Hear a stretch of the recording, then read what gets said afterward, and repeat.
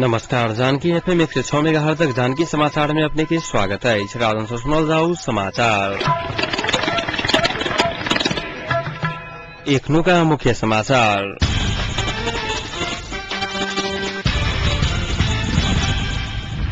राष्ट्रपति के कदम स्वीकार कर अपने तैयार रहल एमाले के कार्यवाहक अध्यक्ष गौतम के कहब नेपाल विद्युत प्राधिकरण लोड सेटिंग के समय बढ़लक।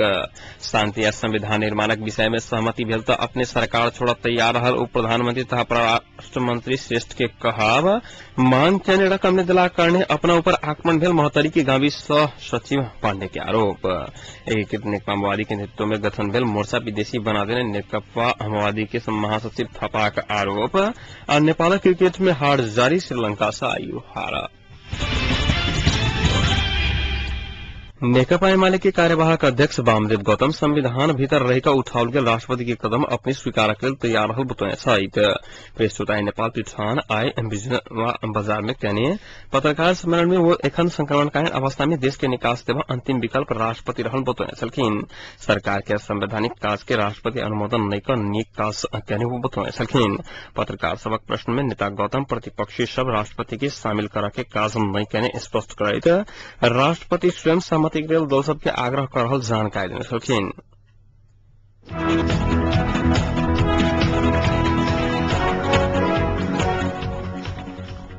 नेपाल विद्युत प्राधिकरण लोड सेटिंग के समय बढ़ौला का आइश। प्राधिकरण के अनुसार आहिस्ता अब हफ्ता में 48 घंटा लोड सेटिंग है। विगत वर्ष के तुलना में एहि वर्ष कुलेखानी में पानी के सतह घटल भाषा साविक के रूप में आबि रहल विद्युत की कटौती भेल आ विद्युत के मांग से हो बढ़ला कारणे लोड सेटिंग बढ़ाव पर प्राधिकरण जनौला का आइश। प्राधिकरण सार्वजनिक नव तालिका अनुसार अब हफ्ता में 4 दिन 77 घंटा और 3 दिन 66 घंटा विद्युत कटौती है। प्राधिकरण सांझ के समय में विद्युत खपत कम कर लोड सेटिंग न्यूनीकरण करा के काज में सहयोग करा आग्रह से कलका आइश।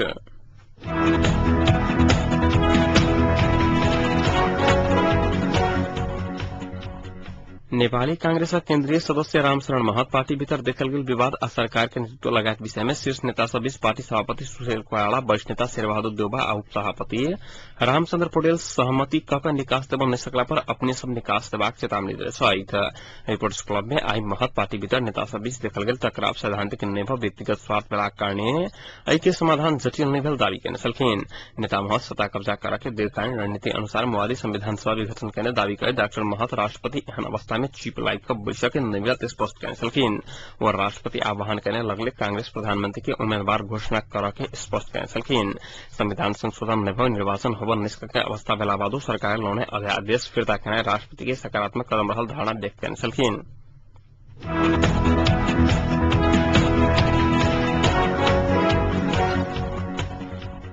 उप प्रधान तथा परराष्ट्र मंत्री नयन काजी श्रेष्ठ शांति संविधान निर्माणक विषय में सहमति भेल त अपने सरकार छोड़बाक लेल तैयार रहल बताए छलखिन। क्रांतिकारी पत्रकार संघ सिराहा आयलाहान में आज कहने पत्रकार सम्मेलन में वो राष्ट्रीय सहमति के लिए सरकार बाधक नहीं रहल दावी कहने छलखिन। राष्ट्रीय सहमति के लिए सरकार के विषय में समेत अपने सब छलफल कर तैयार रहल बतबैत श्रेष्ठ सरकार से शांति आ संविधान के लिए अपने बड़का मान्य बताए छलखिन। राष्ट्रपति से फिरता पठाओल गेल अध्यादेश बारे पत्रकार सबक जिज्ञासा में वो राष्ट्रपति सरकार संग कोनो छलफल नहीं कर दूटा अध्यादेश फिरता पठाउने प्रति असंतुष्टि व्यक्त करने छलखिन। एहि बीच श्रेष्ठ के आई सिराहा के लहान में एमाले आ कांग्रेस कार्यकर्ता सब कारी झंडा देखौने छल।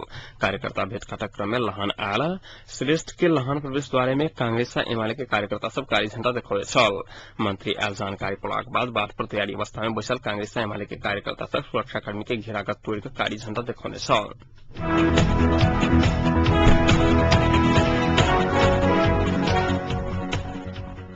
महतारिक पिपरा गाविस के सचिव देवेन्द्र पांडे स्थानीय किछु व्यक्ति सब अनियमित तरीका से मांग कर रहल रकम देवा से अस्वीकार करलाक कारणे हुनका ऊपर सांघातिक आक्रमण भेल कयल गेल आरोप लगौने छथि। पांडे कार्यरत पिपरा गामक किछु व्यक्ति असंवैधानिक अवैधानिक तरीका से विकास निर्माण के रकम में से अवैधानिक तरीका से रकम देवाला मांग करैत आबि रहल जकर फलस्वरूप आक्रमण कयल गेल हुनक कहब छलनि। लखनदेव जी ये चाहे थे 2 दिन से पीछा पहले इससे पहले वो सब चालन जो 10 खर्च हमारा दो 80,000 रुपया हम करीब 1 महीना दे 10 खर्च पैसों ना सब खा दे विकास करो हम दे दो हुआ चाटे हम दुआ न दे करो। सचिव हकित संरक्षण केन्द्र मोहतरी के सलाहकार सेहराल पांडे ऊपर विगत 3 दिन साँझक समय में अपन गांव पिकोरा जायतकाल पिपरा गांव किछु व्यक्ति सब आक्रमण करने रहे मारपीट से घायल सचिव पांडे के जनकपुर अंचल अस्पताल में एखन इलाज चल रहा छनि 4-5 गोटे के समूह में रहल व्यक्ति सब द्वारा कयल गेल आक्रमण में पांडे के छाती पैर पीठी सहित शरीर के विभिन्न भाग में चोट लागल अस्पताल जनौलक अछि गाम के सगरू शेखर सहित व्यक्ति के समूह में रहल व्यक्ति सब हुनका ऊपर आक्रमण करने पांडे बतौने छथि। गुरु शेखर शंभू आई दिन लाबे गले शंभू पकड़ के हमरा लखनदेव विकास के लिए मात्र रकम उपलब्ध कराओल जा सकते मुदा आवश्यक रूपेण खर्च करवाने कोनो हालत में अनावश्यक रूपेण खर्च करवाने कोनो हालत में रकम नहीं देबाक आदान पर एखनो यथावत रहल पांडे बतौने छथि। हमरा ई सब वार कर लगा सब ढौआ हम लूटे लगी माटे में खाए ला काटे लगी वो हम न देबला कोनो हालत में हमरा जान मार देते अपहरण कर देते गोली मार देते लेकिन हम ढौआ खाए न देते। एमहर पिपरा गांव के सचिव पांडे ऊपर मारपीट के निहार दोषी गिरफ्तार करवाने मोहतरी प्रशासन एक दिन कोनो पहल नहीं करे गाविस सचिव हकित संरक्षण केन्द्र के जनकपुर अंचल एवं मोहतरी जिला अध्यक्ष शिवराम पांडे आरोप लगाने छथि। स्थानीय विकास मंत्री नयन काजी श्रेष्ठ कल मोहतरी में सम्पन्न अंतरक्रिया कार्यक्रम में स्थानीय प्रशासनक उपस्थिति में एहि बातक जानकारी कराओल गेला बाद दोषी के गिरफ्तार नहीं करके दुखद रहल हुनक कहब छलनि। घटनाक संबंध में कल केन्द्रक बैसार कऽ आगामी कार्यक्रम के संबंध में निर्णय कल जतक अध्यक्ष पांडे के कहब छलनि। एमहर घटना के विषय में आवश्यक अनुसंधान भ रहल मोहतरी के एसपी सूरज केसी जानकारी देने छथि।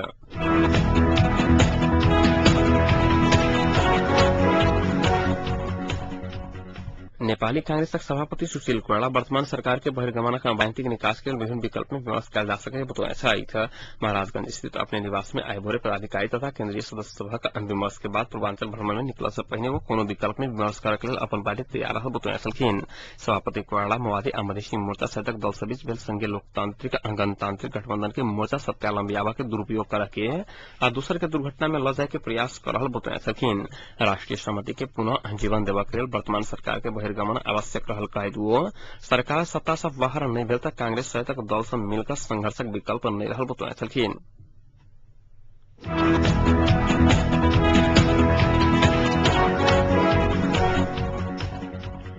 नेकपा माओवादी के महासचिव राम बहादुर थापा बादल एकीकृत नेकपा माओवादी के नेतृत्व में गठन भेल मोर्चा विदेशी बना देने आरोप लगाने छथि। पूर्वी चितवन के रत्ननगर में आइ भोरे कार्यकर्ता सबके प्रशिक्षण देवा के क्रम एगो विदेशी बना देने मोर्चा किछु नहीं कह सकत बतौने छलखिन। देश के निकास देबाक लेल बृहत गोल में सम्मेलन के आवश्यकता रहल हुनक कहब छलनि। वर्तमान गतिरोध अंतक लेल नवगठित नेकपा माओवादी मात्र सक्षम रहल हुनक कहब छलनि। गतिरोध अंतक लेल अपन पार्टी सक्षम भूमिका खेलत दावा करैत वो आ बनवला सरकार के नेतृत्व अपन पार्टी के भेटक चाही बतौने छलखिन।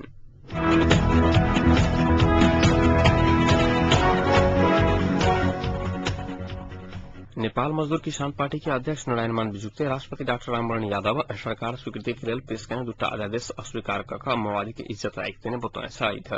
आइ नेपाल मजदूर किसान पार्टी बनेपा में आयोजना केने वर्तमान राजनीतिक संकट संबंध में नेपाल मजदूर किसान पार्टी के दृष्टिकोण विषयक अंतर्क्रिया कार्यक्रम में सहभागी हेबा गेल बिजुक्ते पत्रकार सब संग बातचीत करैत वर्तमान अवस्था में राष्ट्रपति शासन के कोनो विकल्प नहीं रहल दावी केने छलखिन। निर्वाचन आयोग निर्वाचन होबा नहीं सकत कहि रहल अवस्था में राष्ट्रपति दुनू अध्यादेश स्वीकृत करता त निर्वाचन के बाट खुजत मुदा निर्वाचन के माओवादी के बाहक अन्य दल भाग नहीं लेत आ ओई के बाद माओवादी के नैतिक रूप में इज्जत जात हुनक कहब छलनि।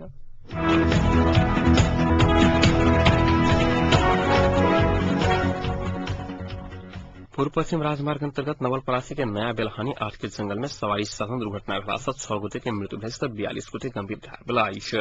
काठमांडू से नेपालगंज के लेल छूटल ना 4-1092 नंबर के बस आबेपी दिशा से भारत से आबि रहल काठमांडू के लेल चलल यूपी 53 BT 9387 नंबर के इंडियन ट्रक एक आपस में टकराला से 4 गोटे पुरुष के घटना स्थले में आ 2 गोटे के भरतपुर अस्पताल में मृत्यु भेल इलाका प्रहरी कार्यालय कवासुती जनौलक अछि। दुर्घटना पर मृत्यु होबला में भारत मोटरिहाई घर भेल लालजी पासवान, बेतडी के वासुदेव जोशी घर आ बेतडी घर भेल बस के चालक मदन राहुल के मत शनाखत भेल पुलिस जनौलक अछि। एम्हर 3 गोटे के परिचय खोजा नहीं सकल अछि। घायल मध्ये 4 गोटे के पुरान मेडिकल कॉलेज भरतपुर, 7 गोटे के मध्य बिंदु अस्पताल डांडा, 31 गोटे के मनकामना मेडिकल हर अरुणखोला में इलाज भरल अछि।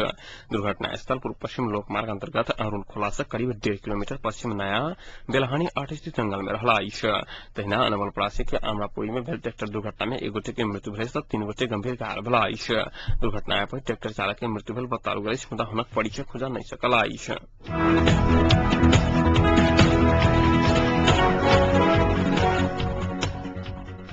आज ईद उल फित्र के अवसर में जनकपुर सहित विश्वभर मुस्लिम धर्मावलंबी सब एक आपस में आशीर्वाद तथा शुभकामना आदान प्रदान कर भव्य रूप में पावन मना रहा है। मुस्लिम कैलेंडर अनुसार 9 महीना के रमजान कहल जाता है। एहि अवसर पर तराई मध्य लोक क्रांति पार्टी के अध्यक्ष महंत ठाकुर, उपाध्यक्ष विकेश चंद्र लाल सुख शांति एवं स्मृति के कामना कर संपूर्ण मुस्लिम धर्मावलंबी सभा के ईद के शुभकामना देने चलखिन। राष्ट्रपति डॉक्टर रामवरण यादव मुस्लिम धर्मावलंबी सभा का महान पावन ईद के अवसर में सुख शांति स्मृति के लिए हार्दिक शुभकामना व्यक्त करने चलखिन।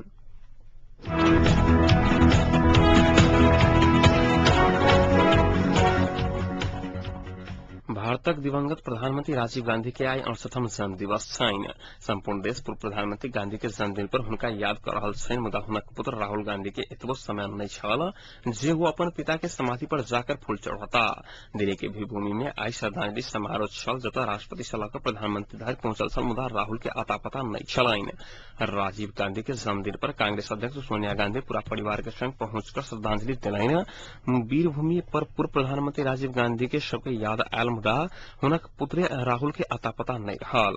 राहुल के कार्यालय आ घर में संपर्क स्थापित कला पर हुनका संबंध में कोनो जानकारी नहीं देल गेल। भारतीय संचार माध्यम सब जनाओल गेल अछि।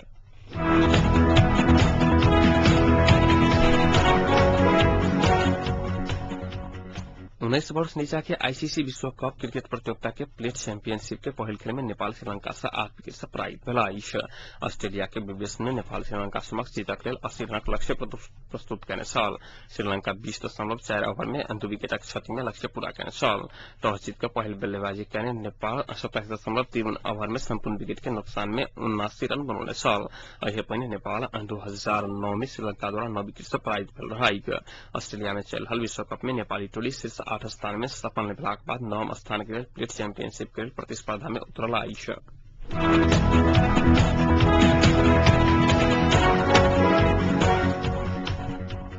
अब तापक्रम एखन जनकपुरक तापक्रम 32 डिग्री सेल्सियस रहला अछि।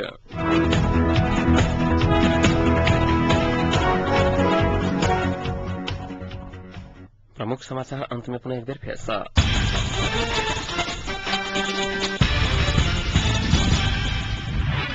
राष्ट्रपति के कदम स्वीकार कर अपने तैयार रहल एमएलए के कार्यवाहक अध्यक्ष गौतम के कहब नेपाल विद्युत प्राधिकरण लोड सेटिंग के समय बढ़ौलक।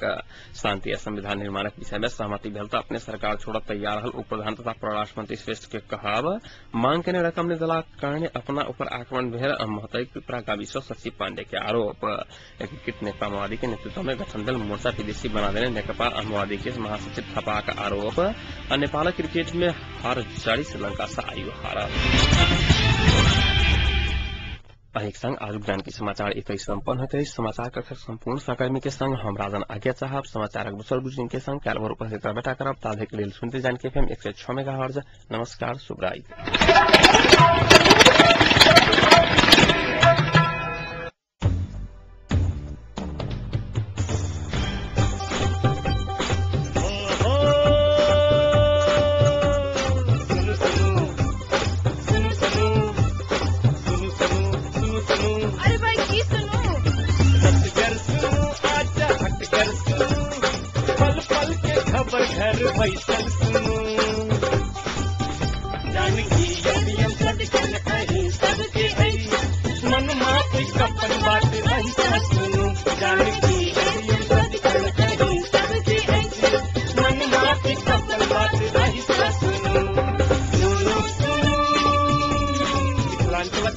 Janaki FM 106 megahertz.